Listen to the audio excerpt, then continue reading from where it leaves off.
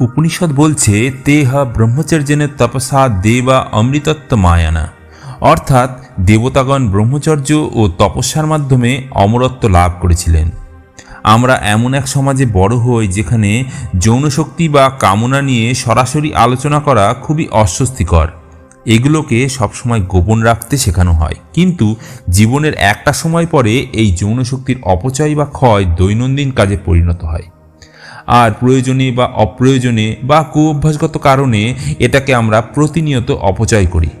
কিন্তু যখন আপনি এই শক্তিকে নিজের ভেতরে ধরে রাখেন, তখন আপনি চুম্বকের মতো হয়ে ওঠেন। মানুষ আপনার প্রতি আকৃষ্ট হয় এবং আপনার উপস্থিতিতে ভালো অনুভব করে। এই শক্তি আপনার কথার গভীরতা এনে দেয়। আপনি সহজে ক্লান্ত হন না, আপনার প্রতি বিপরীত লিঙ্গের আকর্ষণ বৃদ্ধি পায়। কিন্তু এর জন্য আমাদের যৌন শক্তিকে ধরে রাখতে শিখতে হবে। আর এখানেই আমরা সবথেকে বড় ভুল করি। আমরা জোর করে আমাদের যৌন শক্তিকে দমন করার চেষ্টা করি। এটাই সবথেকে বড় ভুল। দমন নয়, রূপান্তর ঘটাতে হবে। আজ আমরা শিখব কিভাবে এই শক্তিকে ওজস শক্তিতে রূপান্তর ঘটানো যায়। এছাড়া আমরা জানব যারা গৃহী অর্থাৎ সংসার ধর্ম পালন করছেন তারা কিভাবে তাদের ব্রহ্মচর্য পালন করতে পারেন। আমরা ছোটবেলা থেকেই শুনে আসছি যে কামনা বাসনা হলো একটি বিকার, একটি নোংরামি বা একটি পাপ, যেখান থেকে আমাদের দূরে থাকা উচিত। আমাদের শেখানো হয় যে এটি আমাদের ঈশ্বর থেকে দূরে নিয়ে যায়। আমাদের ভয় দেখানো হয় যে যদি আমাদের মনে এমন চিন্তা আসে তবে আমরা নরকে যাব। কিন্তু সত্যি কি তাই? যদি এটি পাপ হয় তবে আমরা সবাই এই শক্তি থেকে জন্মালাম কেন? যদি এটি নোংরামি হয় তবে প্রকৃতি এটিকে আমাদের ডিএনএর গভীরতম স্তরে লুকিয়ে রাখলো কেন? যদি ঈশ্বর আমাদের সৃষ্টি করে থাকেন তবে তিনি আমাদের ভেতরে এই আগুন জ্বালালেন কেন? সত্যি হলো, যাকে আমরা কামনা বাসনা বলি সেটি এই মহাবিশ্বের সবচেয়ে শক্তিশালী শক্তি। এটি সেই শক্তি যা একটি নতুন জীবনের জন্ম দিতে পারে। এক মুহূর্ত থেমে ভাবুন যে শক্তির কাছে একটি সম্পূর্ণ নতুন চেতনা, একটি নতুন শরীর, একটি নতুন মস্তিষ্ক, একটি নতুন হৃদয় এবং একটি নতুন ভবিষ্যৎ তৈরি করার ক্ষমতা আছে, সেই শক্তি কতটা শক্তিশালী হতে পারে। আর যদি এই শক্তিকে শুধু সন্তান উৎপাদনের জন্য ব্যবহার না করে নিজের ভেতরেই ধরে রেখে উপরের দিকে পরিচালিত করা যায়, তাহলে তা আপনার শরীর এবং মস্তিষ্কের সঙ্গে কি করতে পারে। আজ আমরা সেই গোপন বিজ্ঞানকে বিশ্লেষণ করব যা যোগীরা হাজার বছর ধরে জানতেন, কিন্তু আধুনিক বিশ্ব ভুলে গেছে। তাই আসুন আমরা পূর্বধারণা ও পুরনো চিন্তাভাবনা একপাশে সরিয়ে রেখে বিজ্ঞানের দৃষ্টিতে দেখি সেই আগুনকে যা আপনার ভিতরে জ্বলছে। স্বামী বিবেকানন্দ বলেছিলেন, ব্রহ্মচর্যই মানুষের সমস্ত শক্তির মূল। যে ব্রহ্মচর্য পালন করতে পারে সে অসীম শক্তির অধিকারী হয়। প্রথমে আমাদের বুঝতে হবে এই শক্তি আসলে কি এবং আমাদের শরীরে এটি কিভাবে তৈরি হয়। আয়ুর্বেদ অনুযায়ী আমরা যে খাদ্য গ্রহণ করি তা একটি দীর্ঘ প্রক্রিয়ার মধ্যে দিয়ে যায়। প্রথমে খাদ্য হজম হয়ে সেটি রস তৈরি করে। এই রস 5 দিন ধরে পরিপক্ক হয়ে রক্তে পরিণত হয়। রক্ত থেকে মাংস তৈরি হয়, মাংস থেকে মেদ বা চর্বি তৈরি হয়, মেদ থেকে অস্থি বা হাড় তৈরি হয়, অস্থি থেকে মজ্জা বা বোন ম্যারো তৈরি হয় এবং শেষে হজমের সবচেয়ে শেষ ও সবচেয়ে বিশুদ্ধ অবস্থায় যে উপাদানটি তৈরি হয় তাকে আয়ুর্বেদে শুক্র বা বীর্য বলা হয়। বৈজ্ঞানিকভাবে দেখলে এটি আমাদের শরীরে সবচেয়ে মূল্যবান রস, যা তৈরি হতে সবচেয়ে বেশি সময় ও শক্তি লাগে। প্রাচীন গ্রন্থে বলা হয়েছে প্রায় 40 কিলোগ্রাম খাদ্য বা 40 দিনের হজম প্রক্রিয়ার পর মাত্র কয়েক ফোঁটা বীর্য তৈরি হয়। এটি শরীরের নিঃসৃত সার অংশ, এটি একেবারে মূল নির্যাস। ঠিক যেমন হাজারো ফুল চেপে একটি ফোঁটা আঁতর তৈরি হয়, তেমনি এই তরলে লেসিথিন, ফসফরাস, ক্যালসিয়াম, অ্যালবিউমিনের মতো উপাদান থাকে যা আমাদের মস্তিষ্ক ও স্নায়ুতন্ত্রের জন্য অমৃতের মতো কাজ করে।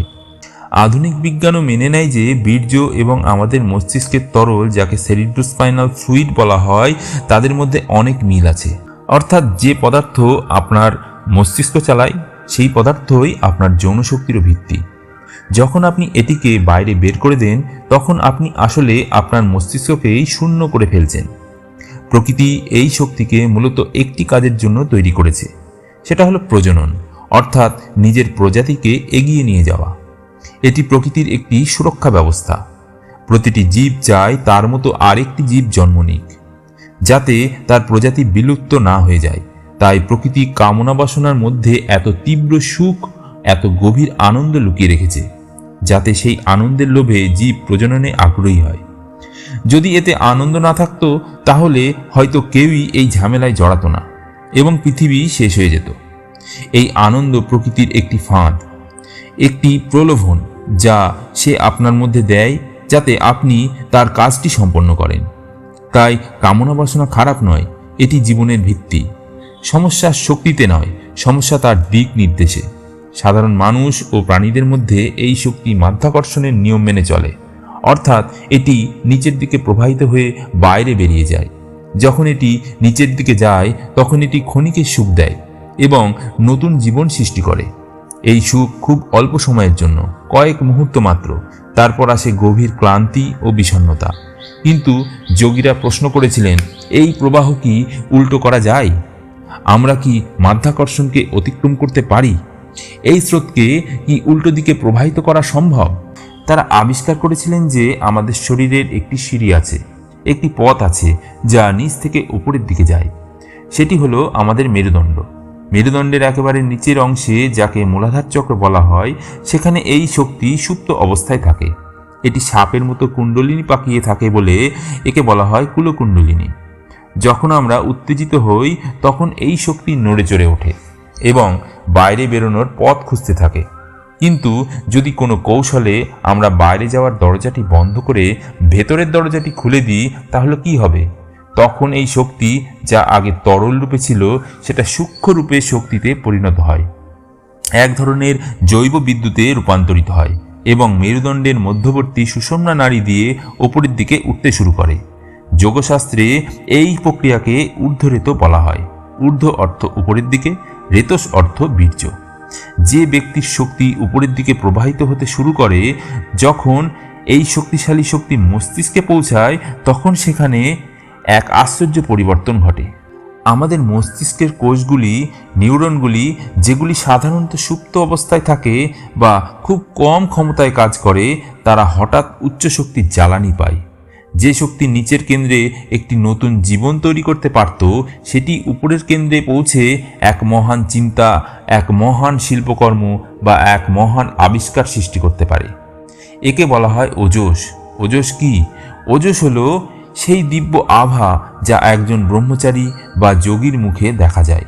এটি কোনো প্রসাধনীর উজ্জ্বলতা নয়, এটি সেই শক্তির দীপ্তি যা আর অপচয় হচ্ছে না, বরং শরীরকে ভেতর থেকে আলোকিত করছে। এই শক্তি আপনার কথার গভীরতা এনে দেয়। যার মধ্যে ওজস আছে তার কথায় এক ধরনের আকর্ষণ থাকে। সে ধীরে বললেও মানুষ শুনতে চায়। তার চোখে এমন গভীরতা থাকে যাতে মানুষ ডুবে যেতে চায়। তার মস্তিষ্ক তীক্ষ্ণ ও কেন্দ্রীভূত হয়। তার স্মৃতিশক্তি অসাধারণ হয়ে ওঠে। তার রোগ প্রতিরোধ ক্ষমতা এত শক্তিশালী হয় যে রোগ তাকে সহজে স্পর্শ করতে পারে না, কারণ সে তার শরীরের মূল্যবান শক্তিকে অপচয় না করে সঞ্চয় করতে শিখেছে। কিন্তু আজকের পৃথিবীতে কি ঘটছে? আজ আমরা এমন এক সমাজে বাস করছি যেখানে সর্বত্র কাম বাসনাকে প্রচার করা হচ্ছে। মোবাইল, টিভি, বিজ্ঞাপন, সিনেমা, সব জায়গায় আমাদের উত্তেজিত করা হচ্ছে। এটি একটি বিশাল বাজার গড়ে উঠেছে যা মানুষের দুর্বলতাকে পুঁজি করে লাভ করছে। এর ফল কি? আমাদের তরুণ প্রজন্ম প্রতিদিন এই মূল্যবান শক্তিকে, অর্থাৎ ওজসকে অপচয় করছে। আমরা এটিকে শুধু একটি মুক্তি বা রিলিজ হিসাবে দেখি। মনে করি চাপ তৈরি হয়েছে, বের করে দিলেই আরাম পাব। কিন্তু এটি আসল আরাম নয়, এটি নিঃশেষ হয়ে যাওয়া। আমরা বুঝতে পারছি না যে এই সামান্য আরামের জন্য আমরা জীবনের বড় মূল্য দিচ্ছি। যখন আপনি এই শক্তিকে শরীর থেকে বের করে দেন তখন আপনি শুধু একটি তরল হারান না, আপনি আপনার প্রাণ শক্তি হারান।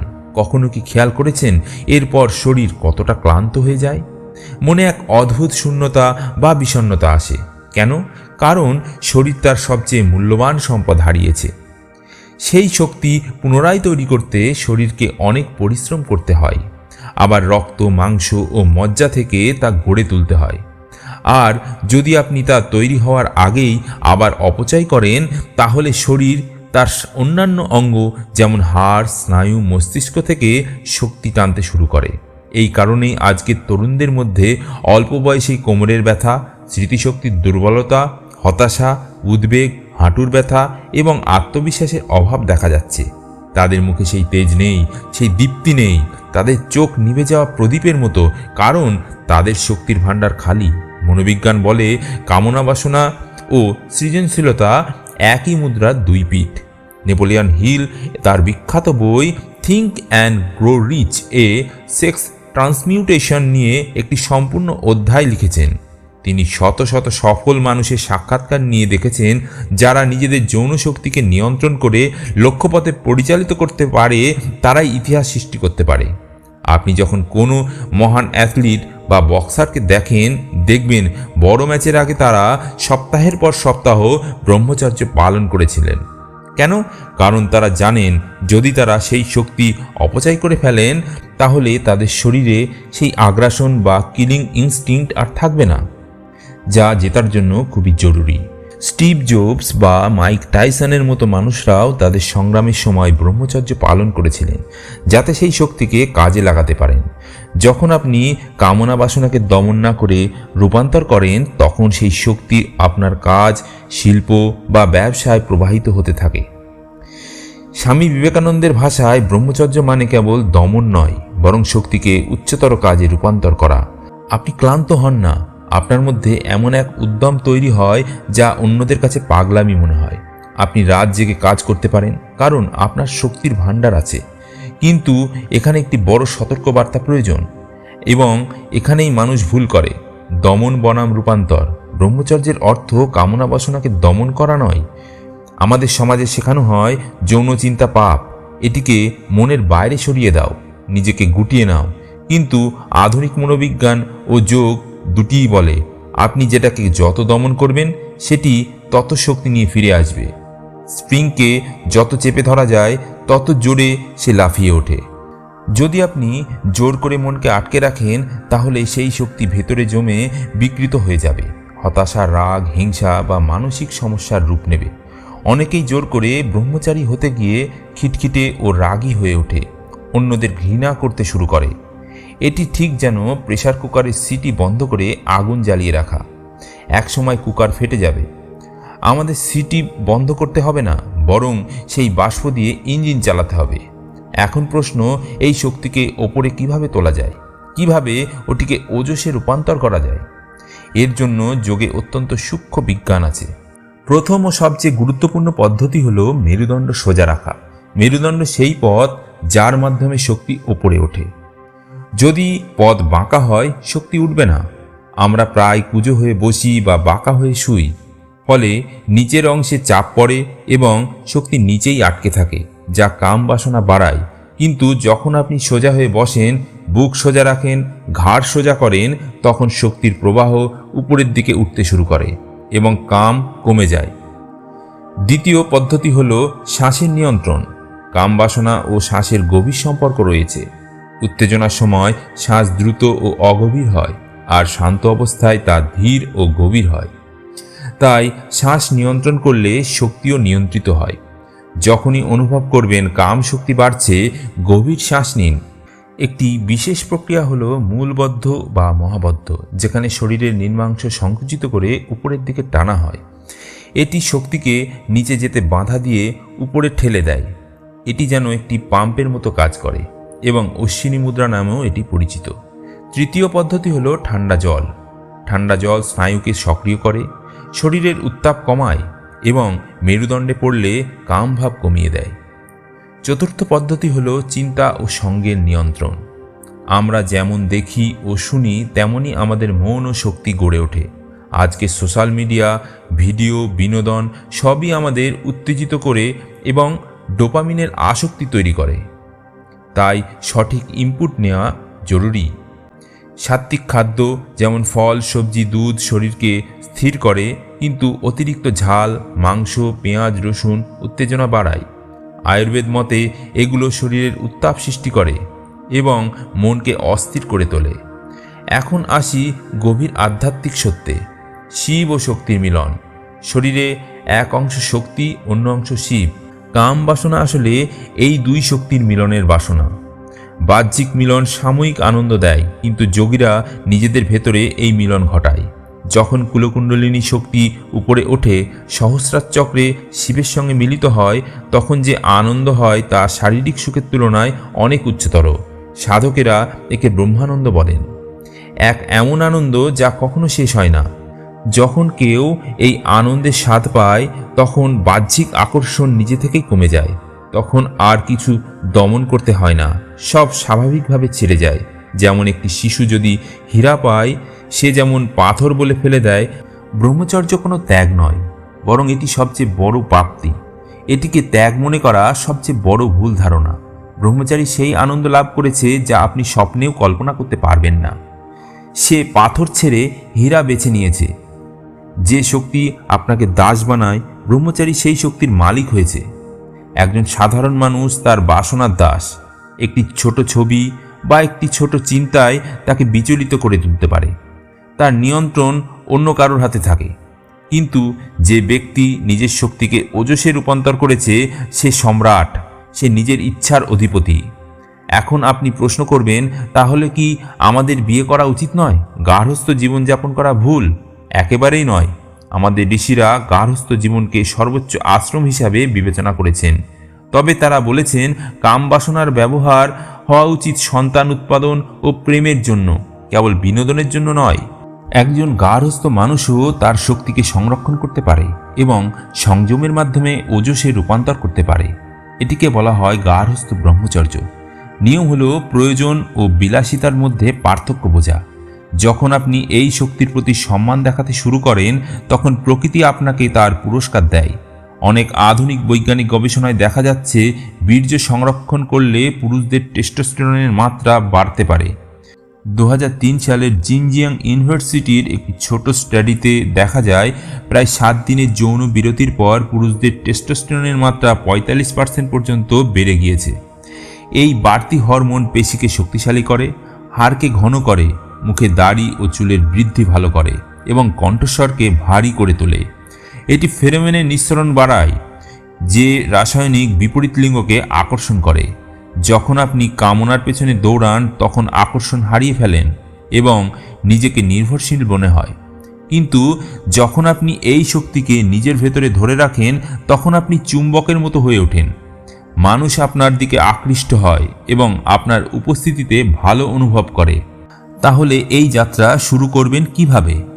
হঠাৎ করে পূর্ণ ব্রহ্মচর্য পালন করা কঠিন হতে পারে, কারণ এটি দীর্ঘদিনের অভ্যাস এবং মস্তিষ্কে এর জন্য স্নায়বিক পথ তৈরি হয়ে গেছে। তাই ছোট সংকল্প নিয়ে শুরু করুন। 21 দিন বা 90 দিনের একটি চ্যালেঞ্জ নিন। বিজ্ঞান বলে শরীরের কোষ পুরোপুরি পরিবর্তিত হতে প্রায় 90 দিন সময় লাগে। নিজেকে বলুন, পরবর্তী 90 দিন আমি আমার সোনার মতো শক্তি অপচয় করব না, বরং এটিকে আমার মস্তিষ্কের উন্নতির জন্য ব্যবহার করব। নিজেকে নতুন করে গড়ে তুলব। এই সময় প্রতিদিন সকালে ব্যায়াম করুন। ঘাম ঝরানো খুবই জরুরি।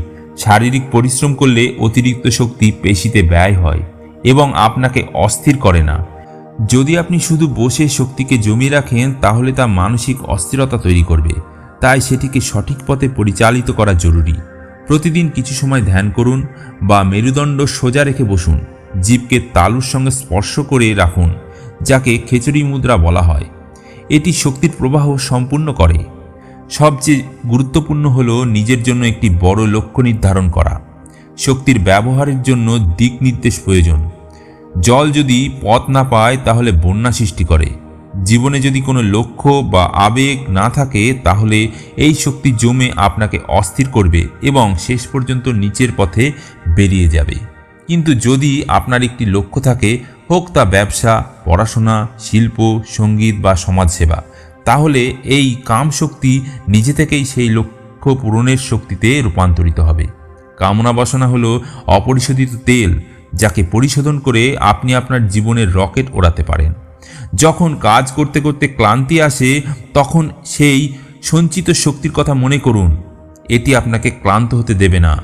শেষে নিজেকে দোষারোপ করা বন্ধ করুন। অতীতে যদি আপনি এই শক্তির অপচয় করে থাকেন, তাহলে অপরাধবোধে ভুগবেন না, কারণ অপরাধবোধ শক্তিকে আরও নিচে নামায়। প্রতিটি নতুন সকাল একটি নতুন সুযোগ। শরীরের পুনরুদ্ধারের ক্ষমতা অসাধারণ। আপনি আজ থেকেই শুরু করলে কয়েক মাসের মধ্যে পরিবর্তন অনুভব করবেন। আপনার চোখের জ্যোতি ফিরে আসবে, মন শান্ত হবে এবং আপনার ভেতরে এক অকারণ আনন্দের উৎস ফেটে পড়বে। এটি ব্রহ্মচর্যের উপহার। আপনি নিজেকে আয়নায় চিনতে পারবেন না। মনে রাখবেন, আপনি একটি নিউক্লিয়ার রিঅ্যাক্টর। আপনি মাটিকে সোনায় পরিণত করার জন্য জন্মেছেন। কাম বাসনা সেই মাটি আর ওজস হলো সেই সোনা। প্রক্রিয়াটি আপনার হাতে। একবার, দুবার, হাজারবার পতন হলেও চেষ্টা ছাড়বেন না।